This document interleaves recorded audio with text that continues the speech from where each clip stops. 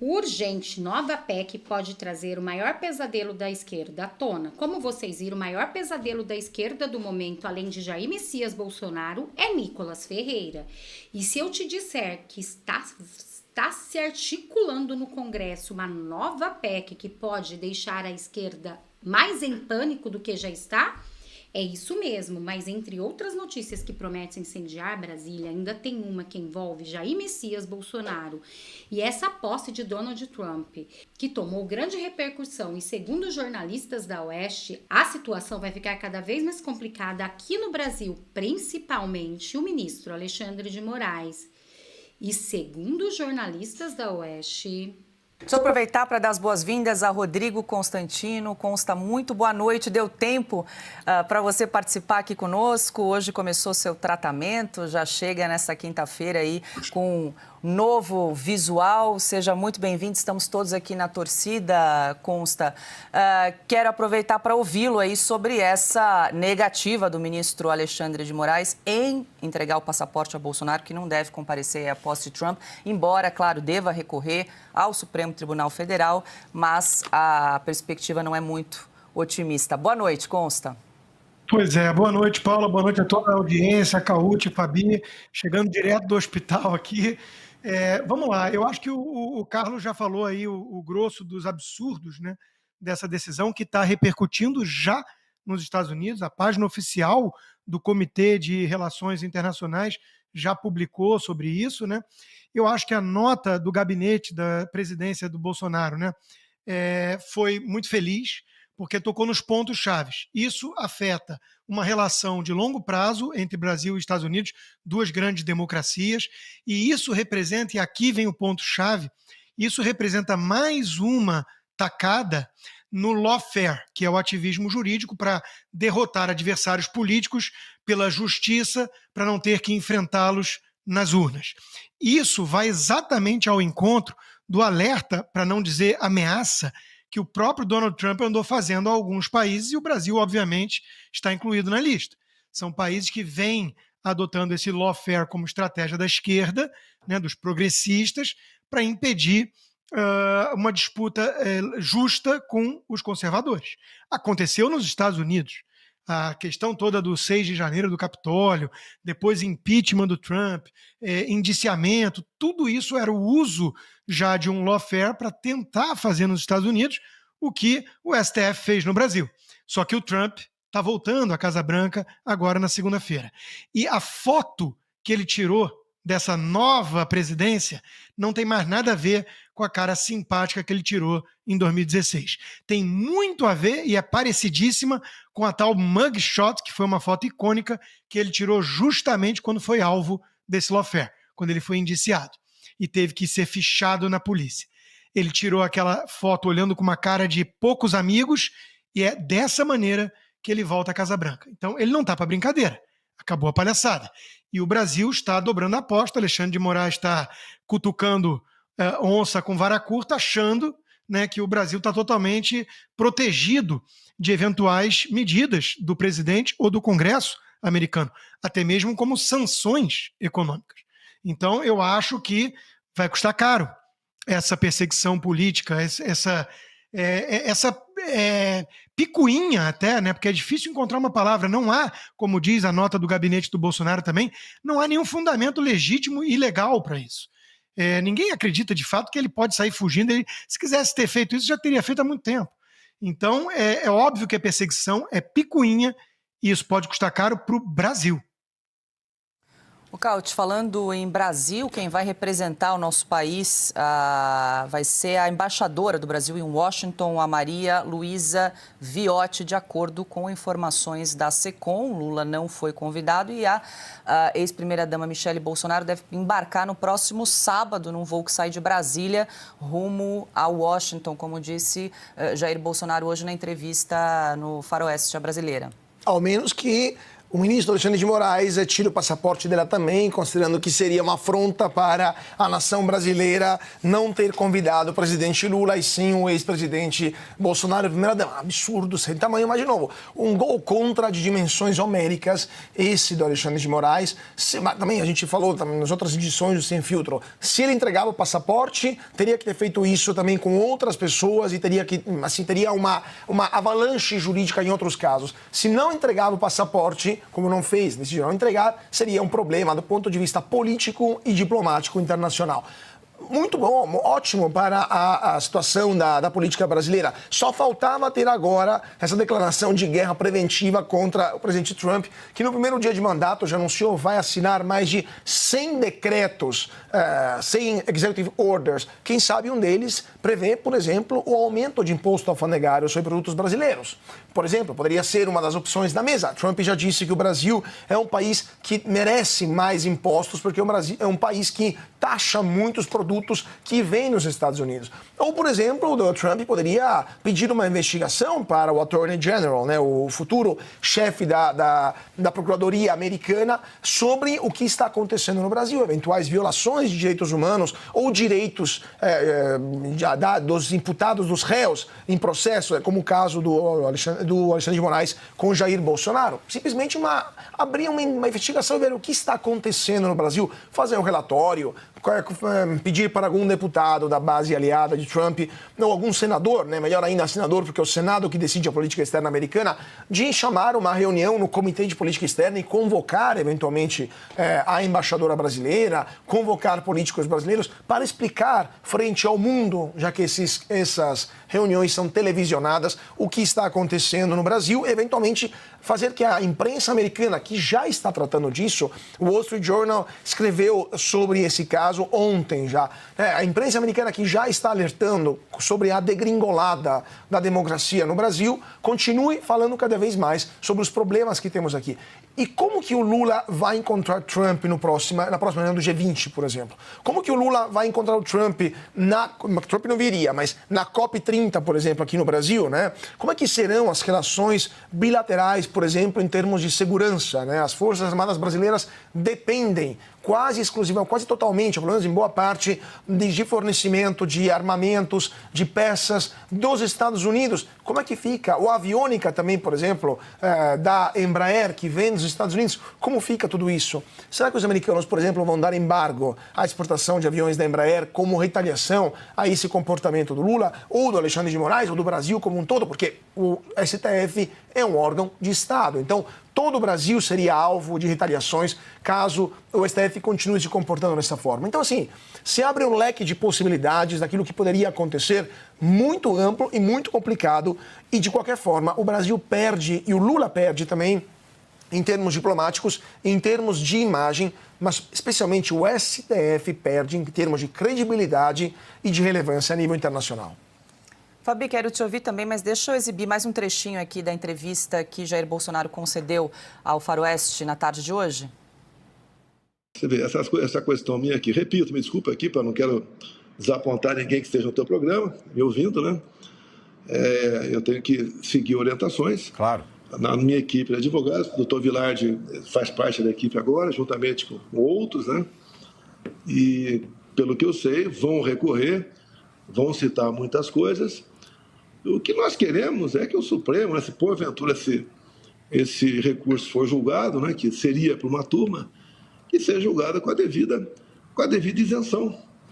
Levando-se em conta, inclusive, obviamente, fatos, né, pretéritos. Porque nós queremos um Supremo Tribunal forte, um Supremo Tribunal para nos orgulhar a todos. Agora, como retrato os dois maiores jornais dos Estados Unidos, assim como nos Estados Unidos aqui, se pratica o lawfare. Eu fui saber o que era isso, não sabia, né? Sabia que era ativismo judicial. Tá? Em inglês não sabia, mas é o ativismo judicial que se demonstra, né?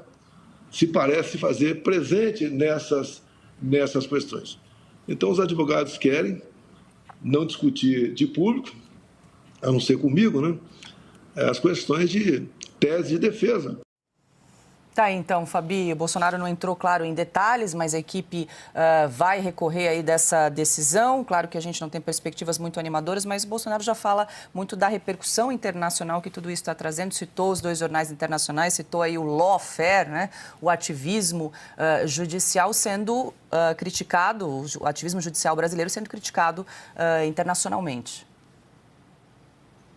E realmente isso é verídico. Quanto mais o tempo for passando em relação a esse assunto, mais virá à tona realmente a tirania, né, do Supremo em relação a esse assunto. Primeiro, o presidente Bolsonaro está certo, né, de reservar a tática aí dos seus advogados, que entrou agora o doutor Vilardi, que aliás eu vi muitas críticas, mas eu discordo, porque tem que ter realmente um advogado que saiba assim, tem um pouco mais de influência, inclusive, no Supremo, esse tempo estranho mesmo que nós estamos, então eu concordo. Mas o presidente cita aí lawfare, e esse lawfare a gente vê diariamente, não somente nas decisões a respeito do presidente Bolsonaro, mas as decisões que refletem o que importa no Brasil no campo do aspecto da política. O que ele deixa bem claro aí também, acho que foi bem perceptível, o presidente Bolsonaro tem noção do tamanho da guerra assimétrica, né? Ele até durante a entrevista também ele mencionou, acho que até o próprio Pavinato também mencionou, que tem ali já no passado remoto, o Lula conseguiu viajar. Para quem não lembra, ele teve pedidos, né, que foi negado, foi aceito por um tribunal e negado pela fase recursal, mas ele viajou, né? Ele viajou, inclusive, para encontrar o Papa, né, quando ele estava condenado. Então, são coisas que realmente são bem diferentes. O presidente Bolsonaro é apenas um indiciado. E quando eu digo apenas, é apenas mesmo, porque no direito penal, né, você tem que presumir a inocência até o trânsito em julgado. Vocês imaginem, gente, não tem nem ação penal ainda formalizada, né? Existe só um inquérito fechado da PF, que tem muitas brechas, e esse indiciamento parado na mesa do PGR. Então, é perseguição, porque não há nada de concreto. Os americanos, eles não vão dizer, olha, o presidente, por que ele não veio? Eles vão perguntar qual crime que ele cometeu. E aí eu quero ver, né, se virarem aí para explicar qual crime o presidente Bolsonaro cometeu que o impede, né, de fazer uma visita, sim, de diplomacia e sim, que reforça a aliança com o principal país no mundo, ainda mais quando a gente está em tempos esquisitos e que a força bélica dos Estados Unidos pode fazer toda a diferença para nós aqui no Brasilzão de meu Deus. Consta, quer complementar?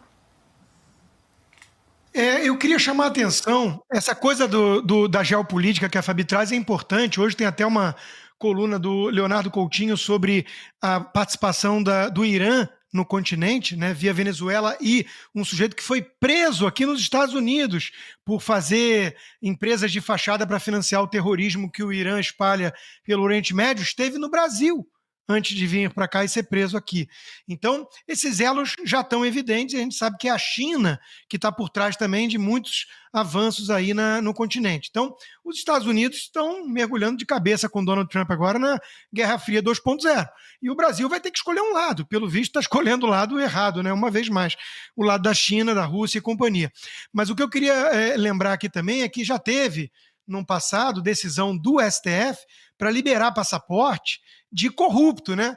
Corrupto condenado na Lava Jato. Ele podia sair do Brasil por decisão do STF, mas o Bolsonaro, que não foi condenado a nada, né, está no inquérito e as acusações são as mais bizarras, né? Tentativa de golpe de Estado, sei lá mais o quê. O ex-presidente Bolsonaro não pode, né? Passaporte confiscado é uma coisa séria. Eu sei porque eu tenho. O meu brasileiro, né? Está confiscado também. Por quê? Ninguém sabe. Qual é o crime? Ninguém diz. Então é uma coisa muito grave o que está acontecendo no Brasil. E as pessoas têm que acordar. Porque hoje eu estava vendo alguns editores, algumas pessoas aí que estão na velha imprensa, né, que foram censuradas por conta de livro. Né, já estão queimando livros no Brasil, quase literalmente. E estão reclamando que foram criticar o Alexandre de Moraes e estão sob censura. O autor censurado parece que um entusiasta, né, do Xandão, digamos assim. Essa turma tem que acordar para aquilo que a gente vem alertando há muito tempo. Vai bater no bumbum de todo mundo essa água. Quando abre a porteira para passar um boi, passa a boiada. Censura não faz distinção depois que você empoderou um ou outro indivíduo para usar o seu livre-arbítrio e a força discricionária para decidir o que ele gosta ou o que ele não gosta, o que é lei ou não é lei. Não é assim que funciona uma república. Então o Brasil está indo por um caminho muito perigoso e o duplo padrão, a seletividade está escancarada. Né? Corruptos podem pegar o passaporte e viajar. O STF garante. Bolsonaro, sem crime algum, não pode porque é pura picuinha. Bom, Jair Bolsonaro voltou a criticar a decisão do TSE que o tornou inelegível sob a alegação de abuso de poder político e uso indevido dos meios de comunicação por reunião com embaixadores em Brasília. A primeira é o abuso de poder político, reuniu-se com embaixadores. A política de reunir-se com embaixadores é privativa do presidente da República. 2 meses antes, o presidente do TSE, Edson Fachin, havia se reunido com embaixadores também. E eu ali, naquela reunião com embaixadores, falei sobre o inquérito 1361.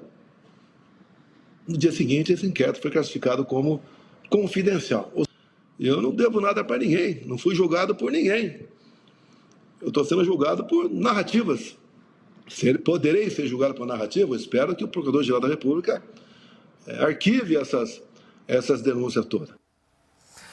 Pois é, Cauti, ainda há uma expectativa, uma esperança dessa decisão da inelegibilidade de Jair Bolsonaro possa ser eventualmente revertida pelo Supremo Tribunal Federal, haja vista que essa alegação aí de abuso de poder político, como disse Jair Bolsonaro, era uma prerrogativa do então presidente de realizar uma reunião com embaixadores. Pois é, não faz o menor sentido aquilo que aconteceu no TSE. Existe a possibilidade de que esta decisão seja revertida. Lembrando que em 2026 o presidente do TSE será o Cássio Marques, se não me engano, que foi um juiz nomeado pelo Bolsonaro. Então, muita esperança está em cima dessa nomeação. E também não é todo poderoso, então pode tomar uma decisão sozinho, né? Mas também depois tem o colegiado que deve ser questionado eventualmente, mas e depois tem também o STF, cujo Bolsonaro poderia recorrer. Mas a questão é, além do fato de Bolsonaro poder ser candidato ou não, é o absurdo pelo qual está sendo submetido já faz 2 anos que estamos nessa situação. É uma tentativa clara de tentar retirar de cena o maior líder da direita brasileira capaz de enfrentar o atual presidente da República, o Lula, e ganhar eventualmente dele, considerando a situação do Brasil nesse momento, com a inflação dos alimentos nas alturas, o dólar explodindo, juros muito altos, a dengue que se tornou uma questão pandêmica, queimadas também na Amazônia que estão explodindo, entre outras coisas, a Janja, entre outras coisas. Então, o medo de ter o nome Bolsonaro na urna contra o Lula levou o TSE tomar uma decisão absolutamente esdrúxula do ponto de vista jurídico, indefensável do ponto de vista político e moral, até um certo ponto, anticonstitucional, porque, como o presidente falou, é claro na Constituição que a política externa é prerrogativa do presidente da República. Acharam qualquer desculpa para declarar Bolsonaro inelegível. A única questão para parar Bolsonaro como líder da direita brasileira, da área liberal conservadora, é ou prender ele, e mesmo assim nós não vão conseguir fazer isso, ou pior. Então, assim, é inútil tentar limitar o carisma de uma pessoa que naturalmente vai ser o líder da oposição no Brasil. Você pode tentar de tudo, mas Bolsonaro vai continuar liderando e indicando eventualmente quem poderá sucedê-lo. Então a situação, de novo, é a demonstração de que o STF e naquela ocasião o TSE se tornaram vamos dizer assim, os suportes indispensáveis pelo governo Lula para se manter no poder e tentar evitar que a oposição se mantivesse organizada e sólida e unida. Mesmo assim, a oposição continua sendo organizada, sólida e unida, como demonstrou a humilhação que o governo tomou no caso do PIX no dia de ontem. E vocês, gente, o que vocês acharam de tudo que disse os jornalistas da Oeste sobre isso? Isso que eles estão fazendo com Bolsonaro é algo gravíssimo, já tomou repercussões internacionais e, segundo informações, tem muito peixe grande lá na América, em outros países, de olho em Alexandre de Moraes e esse ativismo judicial que vem acontecendo. Mas o maior desespero da esquerda, além de ser Jair Bolsonaro, é Nicolas Ferreira. Eles estão tão desesperados com a repercussão daquele vídeo de Nicolas, com mais de 220 milhões de visualizações, para vocês terem noção, foi parar lá nos Estados Unidos, gente. O desespero está tão grande na esquerda, mas tão grande, que o maior medo deles pode acontecer. Porque, segundo esta informação, PEC pode tornar Nicolas Ferreira presidenciável em 2026. Entenda, é isso mesmo, gente. Já imaginou uma chapa perfeita? Jair Messias Bolsonaro, presidente, e Nicolas Ferreira, vice? Meu Deus, a esquerda iria enlouquecer. Proposta do deputado Eros Biondini prevê mudança na idade mínima para ser presidente. E olha que Cleitinho já tinha soltado isso, já tinha dado esta opção no Senado, falando que se mudasse, com certeza Nicolas poderia ser presidente. Nós esperamos que Jair Messias Bolsonaro se torne elegível, essa é a nossa fé, mas se acontecer alguma coisa e ele não se tornar e conseguir fazer essa PEC passar e Nicolas se tornar presidente, com certeza a esquerda vai ficar tão desesperada como se fosse Jair Bolsonaro. Uma proposta de emenda à Constituição, uma PEC de autoria do deputado federal Eros Biondini do PL, pretende diminuir a idade mínima de elegibilidade a diversos cargos políticos no Brasil, entre eles presidente da República. Caso aprovada, a medida poderá abrir a possibilidade de que o deputado federal Nicolas Ferreira seja candidato ao Planalto já em 2026. Eis a explicação atualmente. A Constituição estabelece que a idade mínima para que uma pessoa seja candidata a presidente é de 35 anos. Esse marco, por sinal, perdura desde a primeira Constituição da República de 1891 e continuou nas 5 cartas magnas seguintes, incluindo a atual de 1988. No entanto, o projeto de PEC idealizado por Biondini pretende reduzir a idade de elegibilidade para o cargo de presidente para 30 anos. Como a lei das eleições estabelece seu artigo 11, que a idade mínima deve ser com coerência à data da posse, Nicolas poderia concorrer ao cargo mais alto do executivo, já em 2026, visto que completará 30 anos em maio do próximo ano. Pela regra que vigora atualmente, Ferreira terá que esperar até 2034 para concorrer ao cargo de presidente, já que ele só atingirá a idade mínima de 35 anos em maio de 2031, 4 meses após a posse do chefe do executivo, que será eleito no pleito de 2030. A PEC para reduzir a idade também de outros cargos, além de diminuir a idade para concorrer ao cargo de presidente, a proposta de Biondini também pretende reduzir o marco de idade para os cargos de vice-presidente, senador, governador, deputado federal, deputado estadual ou distrital, prefeito, vice-prefeito e juiz de paz. No caso do vice-presidente e senador, o exemplo do requisito de presidente, a idade mínima cairia de 35 para 30 anos, já que os governadores, a proposta pretende reduzir a idade mínima de 30 para 28 anos. Por fim, nos cargos de deputado federal, deputado estadual ou distrito, prefeito, vice-prefeito e juiz de paz, o marco mínimo seria diminuído de 1 ano, caindo de 21 para 20 anos. Segundo Biondini, Nicolas é uma grande inspiração para todos nós. Eu já tinha essa ideia. E com o fenômeno do vídeo do desdobramento dele sobre o Pix, isso desencadeou essa celebridade para a apresentação. Isso desencadeou essa celeridade na apresentação da PEC, disse ele. Nicolas cita a possibilidade de candidatura em 2026. Em uma publicação no Pleno News no Instagram, Nicolas falou sobre a possibilidade de ser candidato a presidente da República já em 2026, justamente por meio de uma PEC. Aqui está, gente. Isso pode mudar com uma PEC até 2026. E aí? E o desespero? Com certeza o desespero está batendo na esquerda. Mas o nosso presidente vai ser Jair Messias Bolsonaro. Mas vocês já imaginaram, Jair Messias Bolsonaro e Nicolas Ferreira como vice? Seria o maior pesadelo da esquerda nos últimos tempos. E vocês, gente, vamos apostar nessa PEC? Vamos ter fé que vai dar tudo certo. Bolsonaro vai ser nosso presidente em 2026. Se essa PEC realmente avançar, Nicolas, nosso vice-presidente, quem diria, hein? A esquerda vai ficar desesperada, não vai sobrar pedra sobre pedra, vai cair um por um. Sabe efeito dominó? Vai só caindo. O sistema vai ser derrubado com certeza. Bom, este foi o React de agora. Eu espero que vocês tenham gostado. Peço para vocês se inscreverem no canal, curtir, compartilhar muito esse vídeo, porque além de ajudar meu trabalho a crescer, você fortalece a política de direita no Brasil, que vem sendo tão perseguida. Também gostaria de fazer um convite muito especial a cada um de vocês. Se vocês são de direita, apoiador do presidente Bolsonaro, mas ainda não é inscrito aqui neste canal, eu te convido a se inscrever nesse canal e vir fazer parte dessa família de direita você também. Aqui você vai ser sempre muito bem-vindo e vai ficar muito bem informado. Muito obrigada a todos, só não esquece de compartilhar. Até nosso próximo React.